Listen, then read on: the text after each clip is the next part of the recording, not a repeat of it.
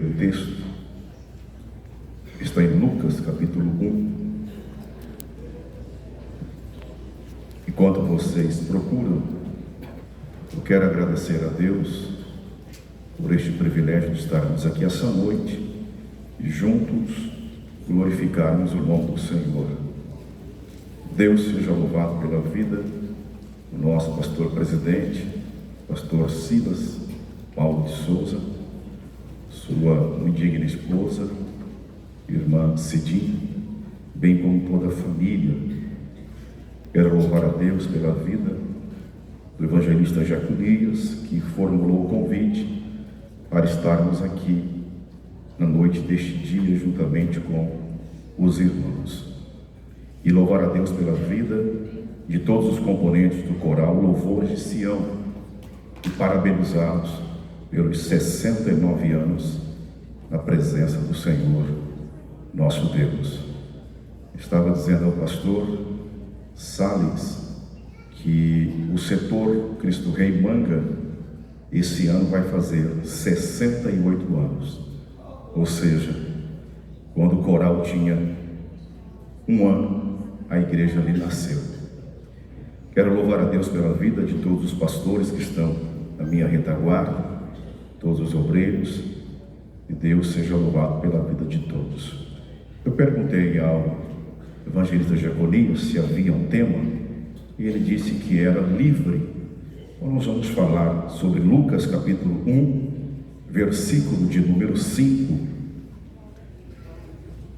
Diz assim a palavra do Senhor: Existiu no tempo de Herodes, rei da Judeia, um sacerdote chamado Zacarias, da ordem de Abias, e cuja mulher era das filhas de Arão. O nome dela era Isabel. E eram ambos justos perante Deus, vivendo irrepreensivelmente em todos os mandamentos e preceitos do Senhor. E não tinham filhos, porque Isabel era estéril, e ambos eram avançados em idade. E aconteceu que, exercendo ele o sacerdócio diante de Deus, na ordem da sua turma, segundo o costume sacerdotal, coube-lhe em sorte entrar no templo do Senhor para oferecer incenso. E toda a multidão do povo estava fora, orando, à hora do incenso. Então o anjo do Senhor lhe apareceu, posto em pé, à direita do altar do incenso. E Zacarias, vendo, turbou-se, e caiu temor sobre ele. Mas o anjo lhe disse: Zacarias, não temas, porque a tua oração foi ouvida, e Isabel, tua mulher, dará à luz um filho, e lhe porás o nome de João. Meus irmãos, sempre que nós lemos um texto bíblico, para termos uma melhor compreensão, precisamos analisar o seu contexto, para compreendermos aquilo que o autor está querendo dizer. E quando nós falamos sobre o contexto, nós precisamos voltar a alguns anos antes, até o livro do profeta Malaquias, capítulo 4, versículo 5, quando o profeta profetiza dizendo: Eis que eu vos envio o profeta Elias, antes que venha o grande e terrível dia do Senhor. Quando o profeta Malaquias profetiza, nós entendemos que cerra-se o cânon sagrado e inicia um período em que nós conhecemos como período interbíblico, ou por que não dizer, os 400 anos de silêncio. Esses 400 anos de silêncio, nós podemos ver pela Bíblia, pela história, que Deus não falou através dos profetas, Deus não falou através de sonhos, Deus não falou através de visões, e Deus não falou com ninguém através de nenhuma profecia bíblica. E não era porque Deus não queria falar, e sim porque a nação não queria ouvir a voz do Senhor. E todos nós sabemos que a nação tinha enveredado por um caminho, e esse caminho era um caminho de apostasia, e cada vez mais eles estavam distante da presença do Senhor nosso Deus. Aí quando nós lemos aqui no capítulo 1 do Evangelho de Lucas, a partir do versículo de número 5, geralmente vai surgir uma pergunta, porque quando nós lemos Malaquias capítulo 4, versículo de número 5, a Bíblia vai dizer que está se referindo ao profeta Elias. E quando nós observamos a profecia de Malaquias, entendemos que Elias já tinha sido arrebatado alguns anos antes. Então a pergunta é: quem é Elias em que o profeta Malaquias está se referindo? Na verdade, quando ele está dizendo que Deus enviaria o profeta Elias, ele está se referindo a um menino que nem ainda tinha nascido. E esse menino nós conhecemos por João ou Batista. Na verdade, o nome dele não é João Batista, é João. A expressão Batista é porque significa o batizador, do grego baptizo. Então ficou a expressão João Batista. Então você pode perceber que então havia uma profecia acerca do nascimento deste moço. E a pergunta é: por que então Malaquias está citando o nome do profeta Elias? É que quando João aparecesse no cenário bíblico, ele apareceria na mesma proporção profética, na mesma unção profética do profeta Elias. Por exemplo, Lucas capítulo 1, versículo 17, o texto vai dizer assim: e irá adiante dele no espírito e na virtude de Elias, para converter o coração dos pais aos filhos, os rebeldes à prudência dos justos, com o fim de preparar ao Senhor um povo bem disposto. Então você percebe que Elias, na verdade, não é Elias, e sim uma referência ao profeta chamado João, que nasceria bem um tempo depois. Só que todos nós entendemos, irmãos, que Deus não trabalha sem propósito, Deus não trabalha sem objetivo. E para romper esses 400 anos de silêncio, Deus agora precisava então fazer com que os seus propósitos fossem cumpridos. E Deus agora vai tratar aqui juntamente com este casal, em que a Bíblia o chama de Zacarias e a sua esposa o chama de Isabel. O interessante é que quando nós lemos no versículo de número 5, Lucas está contextualizando para nós o tempo em que Isabel e Zacarias estavam vivendo. Lucas inicia assim: existiu. Essa expressão existiu aqui é uma expressão idiomática que vai narrar uma história. Aí Lucas continua dizendo: existiu no tempo de Herodes. Então ele está contextualizando para nós que este casal existiu no tempo de Herodes. Lembrando que esse Herodes aqui, na verdade, não é um nome próprio, mas é um título que se dava. E esse Herodes aqui é Herodes o Grande. Esse homem foi um tirano, foi um assassino, e por ciúmes matou a sua própria esposa e mandou degolar 2 dos seus próprios filhos.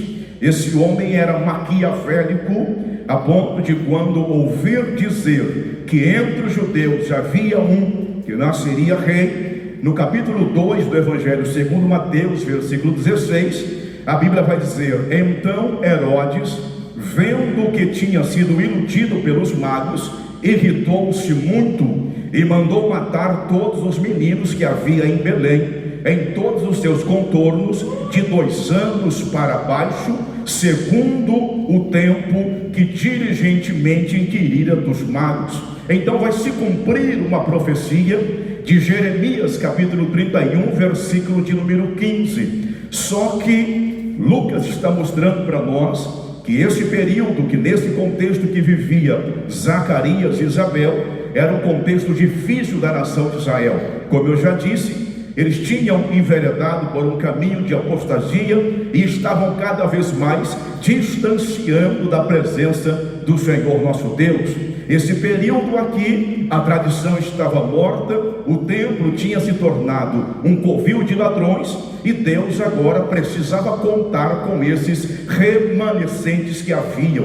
E a Bíblia vai dizer que Deus sempre conta com remanescentes. Deus sempre conta com aqueles que não dobraram seus joelhos diante de Baal. Deus vai contar com aqueles que realmente têm compromisso com Deus, compromisso com a sua palavra, responsabilidade com aquilo que Deus lhe ordenou. Então Deus ainda conta com você. Você que é um homem de Deus, uma mulher de Deus, que vive uma vida ilibada, uma vida irrepreensível, então você vai ser alvo das promessas de Deus, porque Deus tem propósitos para cumprir através da sua vida. Quando nós falamos sobre propósitos de Deus, e Deus não trabalha sem propósitos, nós entendemos que para se locomover aqui na terra, Deus ele precisa de humanos, Deus precisa de instrumentos como nós, porque tem coisas que Deus não vai fazer e tem coisas que nós vamos fazer por Ele. Por exemplo, quando nós oramos assim: Deus, visita os hospitais, visita os orfanatos, e na verdade quem tem que visitar somos nós somos instrumentos de Deus para fazer aquilo que está ao nosso alcance. Claro que Deus vai conosco, apesar que nós também precisamos estar lá, precisamos ir nos hospitais, precisamos ir nos orfanatos, pregando a sua palavra. Então Deus vai com você, mas você é o instrumento que Deus quer usar nesses últimos momentos em que nós estamos vivendo nessa terra. Aonde está você, instrumento de Deus? Levante assim as suas mãos e glorifica o nome do Senhor nosso Deus. Então nós temos aqui um processo que esse casal passou, e um dos processos que nós entendemos é o processo da escolha, porque eu posso conjecturar aqui, sem ferir o texto, que Deus estava olhando dos céus à terra para escolher alguém para que os seus propósitos pudessem ser cumpridos. E você percebe que o contexto não era um contexto fácil, o pano de fundo não era um lugar fácil para se viver na época. Por quê? O templo, que era para ser um lugar de adoração, tinha se tornado covil de ladrões. Só que Deus olhou dos céus à terra e vai ver aqui dois casais, ou seja, um casal de velhinhos. Eu digo velhinhos porque a Bíblia não revela a idade, mas segundo a tradição judaica, Zacarias estava com cerca de 85 anos e Isabel com 89 anos de idade. E Deus agora vai olhar e vai escolher este casal para que os propósitos de Deus se cumpram nessa terra. Então você também é um propósito de Deus, e Deus tem coisas para realizar através da sua vida. Nessa noite eu estou pregando aqui para gente que é escolhida, eu estou pregando aqui para gente que tem promessa, eu estou pregando para gente que Deus está olhando para você e vai te separar para uma grande obra. Mas interessante que Lucas agora vai falar no versículo de número 6 que esse casal era justo, vai trazer aqui as qualidades. Eles eram justos, eles viviam uma vida irrepreensível em todos os mandamentos e preceitos do Senhor. Lucas está trazendo as qualidades desse casal. Lucas está trazendo aqui algumas características desse casal, ou seja, eles viviam uma vida ilibada, caráter ilibado, uma conduta que não poderia ser censurada. Então eles eram quem estava no alvo de Deus, para que as promessas de Deus pudessem se cumprir. Agora é interessante que nós também vamos observar que logo no versículo de número 7, Lucas vai trazer aqui um porém na vida deste casal. Lucas vai dizer que eles não tinham filhos. Por quê? Vai trazer a primeira razão: Isabel era estéril. Segunda razão, a Bíblia diz que eles eram avançados em idade. É o que eu disse, a Bíblia não revela, mas pela cultura judaica você vai aprender que ele tinha cerca de 85 e ela 89 anos, avançados em idade, já tinha passado os costumes das mulheres. O interessante é que Lucas traz primeiro as características deles, as qualidades desse casal, e vai trazer agora o porém. Esse porém aqui todos nós também vivenciamos. Por quê? Lembra da sogra de Pedro? Uma mulher que hospedava Jesus na sua casa, uma mulher que tinha Jesus como hóspede, uma mulher que servia alimento para Jesus, água para Jesus, mas vai chegar um dia, Jesus na sua casa vai olhar para aquela mulher e a Bíblia vai dizer que ela estava ardendo em febre. Interessante isso aqui, e interessante também o que esse casal passava. Por quê? Porque Lucas fala que eles eram irrepreensíveis em todos os mandamentos e preceitos do Senhor. Isso quer dizer que eles tinham qualidades boas, porém havia alguns problemas que eles estavam enfrentando. O que nós entendemos aqui, irmãos? Que a nossa justiça não isenta-nos de passar pelas dificuldades da vida. A nossa vida com Deus, a nossa santidade com Deus, a nossa vida de oração, a nossa vida de jejum, não significa que nós não passaremos pelos problemas, pelos intempéries, pelos percalços da vida. Nós não estamos numa estufa espiritual, nós não somos blindados só porque oramos muito, jejuamos muito, somos santos. Não, quanto mais você viver uma vida ilibada, de caráter ilibado, de santidade diante da presença de Deus, pode ter certeza que lutas virão, problemas virão, tempestades virão, mas tenha certeza também que a bênção de Deus virá, o milagre de Deus virá, a vitória de Deus virá. Deus está no controle da situação.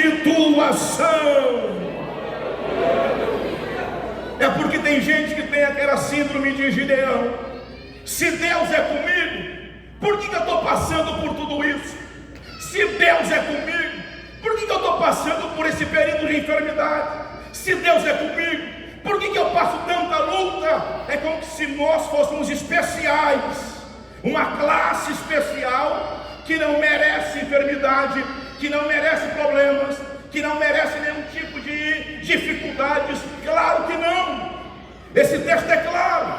Esse texto é claro por quê? Porque por mais que eram santos na presença de Deus, eles tinham um porém. E esse porém era um problema muito sério. Porque se você olhar no versículo de número 25, a Bíblia vai dizer que ela andava envergonhada nas ruas de Jerusalém. Ela andava humilhada. Por quê? Porque o texto é claro. O texto é claro, versículo 25: assim me fez o Senhor nos dias em que atentou em mim para destruir o meu opróbrio, vergonha entre os homens. Por que ela passava essa vergonha? Porque ela já era uma mulher de idade avançada. E você percebe que na cultura judaica, irmão, segundo a história, inclusive, há algumas histórias que naquela época, nesse contexto aqui, haviam muitos berços de ouro na época, pessoas que tinham condições, achando que o Messias poderia nascer dentro do teu lar. E Jesus não escolhe isso. Jesus não escolhe pela classe, pelo dinheiro. Não, nada disso. Nós temos aqui uma senhora que foi alvo de Deus, um casal que fazia a diferença no seu contexto, na sua época. E nós temos aqui essa mulher que não poderia gerar filhos dentro de uma cultura que era muito machista, e principalmente se não gerasse filho para o seu esposo, que era um sacerdote. Agora imagina você, na cultura judaica, uma menina com 12 anos já se tornava uma mulher, um menino com 13 anos já se tornava um homem. Então com 15 para 16 anos, ele já contraía umas núpcias e vivia uma vida pensando já em gerar filhos para deixar para a sua posteridade, legado para a sua posteridade. Agora passa-se 10 anos de nada, 20 anos de nada, 30 anos de nada, 40 anos de nada, 50 anos de nada, 60 anos de nada, mais de 70 anos praticamente aguardando a promessa, e parece que nada iria acontecer. Hoje as pessoas se convertem e já quer que Deus faça coisas na sua vida. Às vezes Deus promete alguma coisa e você quer que no outro dia já cumpra na sua vida. Às vezes Deus fala conosco através de profecias e você já está desesperado para que essa profecia se cumpra na sua vida. Eu me lembro que eu estava há uns 10 anos atrás em Arenápolis pregando numa congregação. Estou falando aqui de coisas que Deus promete e faz. E de repente terminei a mensagem e fui para fora. Um irmão muito simples olhou para mim e falou: ei, quando você estava pregando a palavra, eu vi você num campo missionário. E eu perguntei para o Senhor: aonde é esse campo, Senhor? Deus disse para mim, Ele falando para mim: no Marrocos.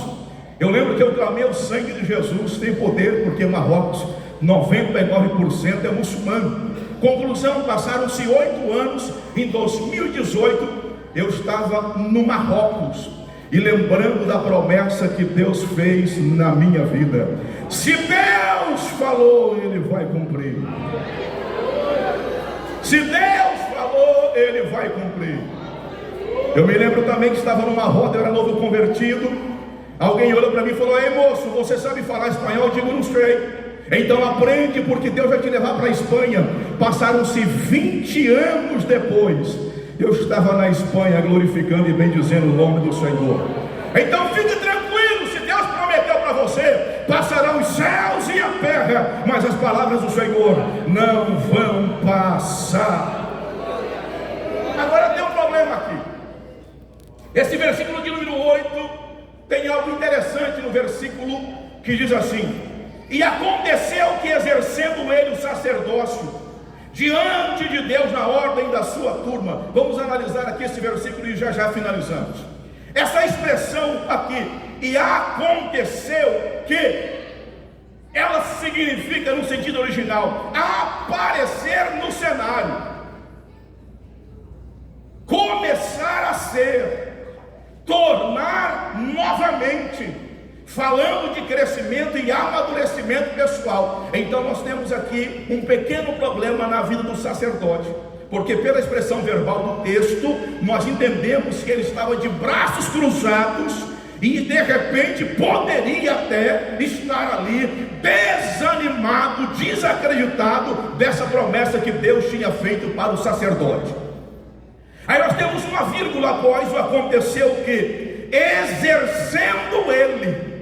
Essa expressão exercendo aqui, ou seja, aconteceu aqui exercendo ele, essa expressão significa executar a prática de uma função, ocupar-se com deveres sagrados. É mais ou menos assim. Digamos que você se forma em medicina, mas você não executa.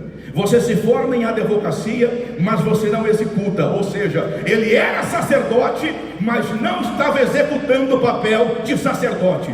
Ele deveria oficializar no templo, mas não estava oficializando no templo. Ou seja, ele estava no comodismo. Ele estava vivendo dentro de uma zona de conforto, talvez pelo desânimo das promessas não se cumprir no seu tempo, e esse homem estava de braços cruzados.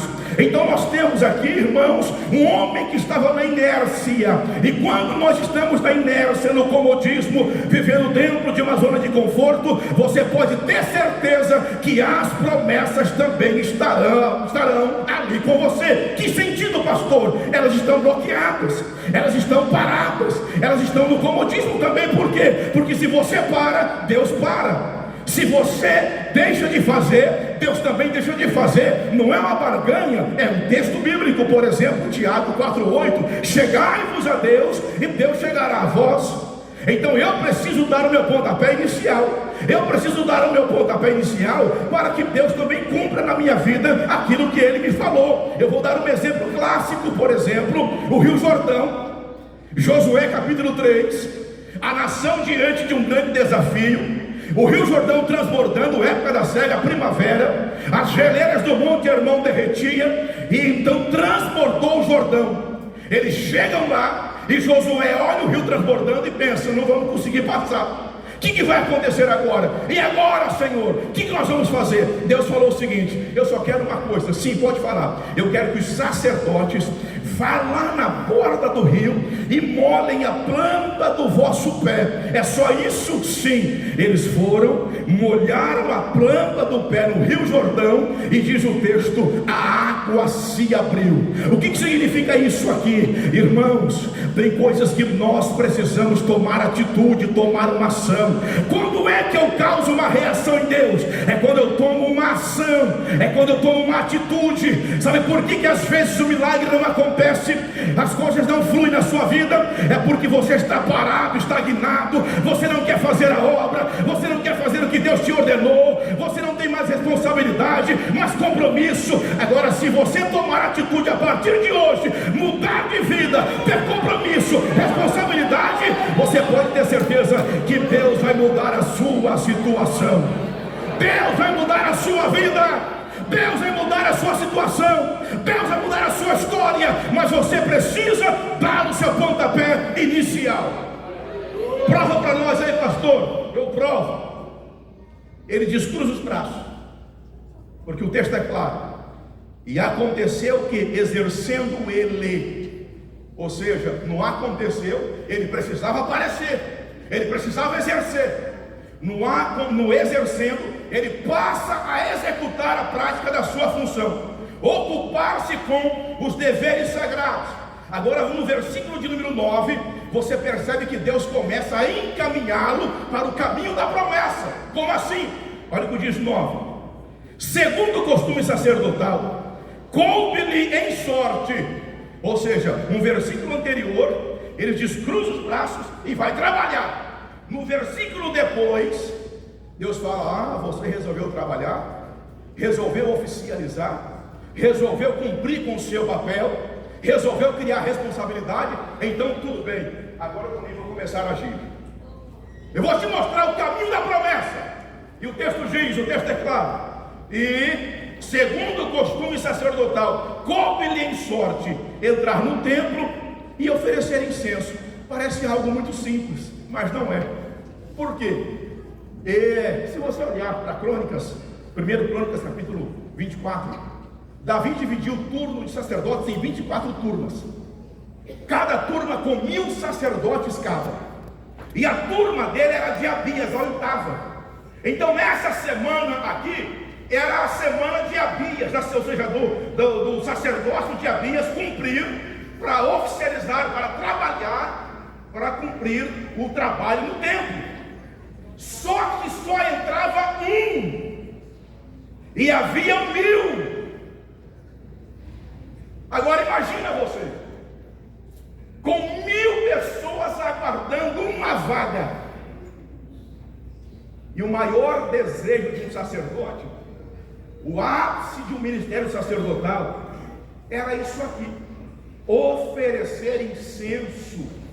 Porque a crença era que, porque quando você entra no tabernáculo, você entra, tem o altar do holocausto, tem a mesa dos pães da proposição, tem a bacia, ou seja, tem o candelabro. Aí quando você vai entrar lá mais à frente, perto do Santo dos Santos, que divide, era o incensário, o lugar onde você oferecia ali as suas orações. E eles acreditavam que, por estar na divisa do Santo dos Santos, eles estavam mais próximos de Deus. Isso era uma crença judaica, e isso era o ápice de um ministério. Todo mundo tinha desejo, todo mundo queria estar lá. Mas a Bíblia diz que a sorte recai sobre ele. Eu não vejo aqui sorte, eu vejo Deus trabalhando na vida de alguém que estava no comodismo e resolveu então, aleluia, a cumprir com as suas responsabilidades. É interessante, irmãos, para encerrarmos, a Bíblia diz que quando ele vai entrar, toda a multidão do povo estava fora, orando a hora do incenso. Essa oração é o Salmo 142. Estavam todos orando, e a Bíblia diz que ele agora vai entrar. Quando ele entra dentro do santuário, a Bíblia diz que está um anjo em pé, que lhe apareceu posto em pé à direita do altar do incenso. 2 milagres já acontecem aqui. Há muitos anos sem ouvir Deus, há muitos anos sem intenções proféticas, há muitos anos sem ter uma profecia, há muitos anos sem ter uma visão. E esse homem, a primeira coisa que ele vê é um anjo em pé à direita do altar do incenso. Primeiro milagre, Deus abriu a sua visão. Segundo milagre, o anjo diz: Zacarias, não temas. O segundo milagre, Deus abriu a sua audição espiritual. Ele ouviu e viu o anjo. Agora o que eu acho interessante é que o anjo diz assim, mas o anjo lhe disse: Zacarias.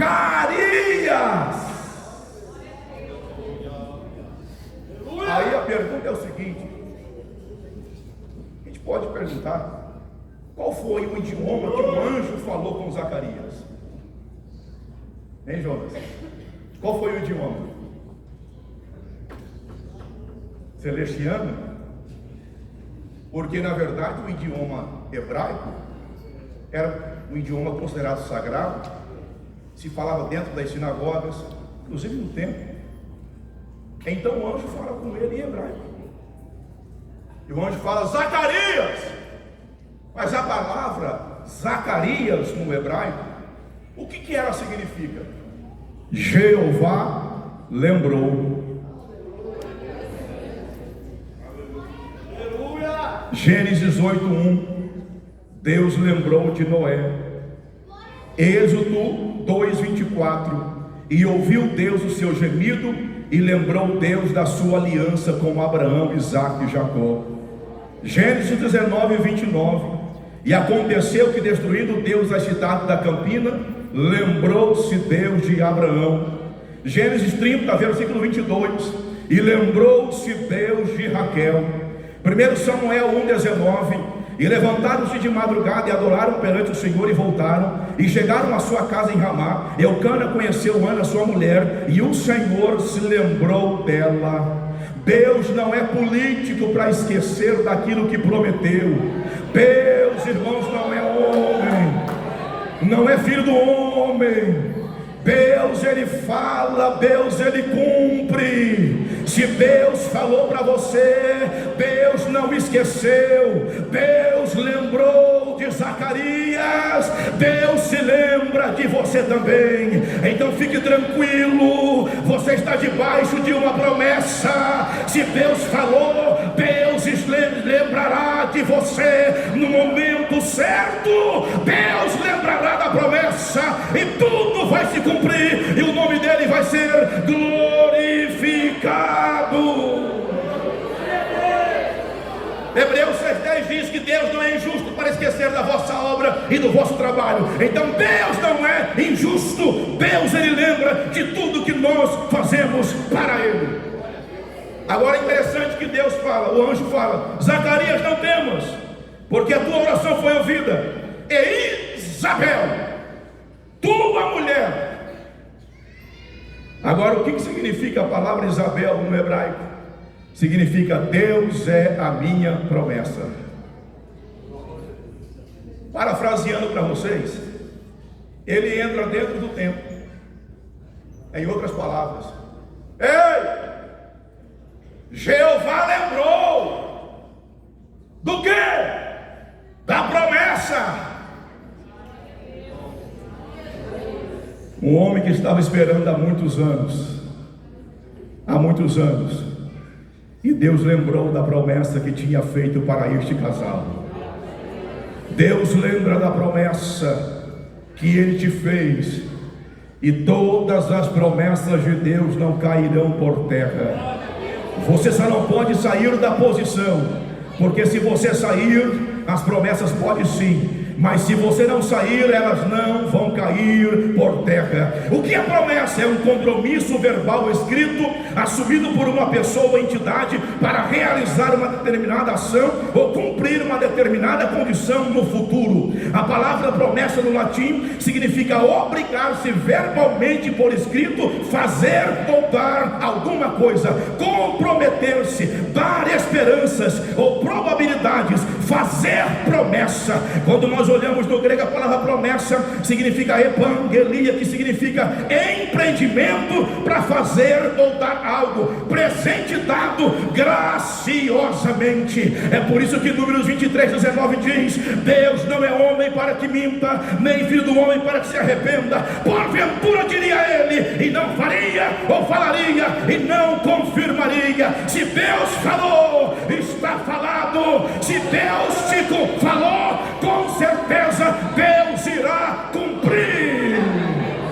Se você crê nas promessas de Deus, por favor, se coloque de pé, adorando, aleluia, glorificando, bendizendo o seu nome.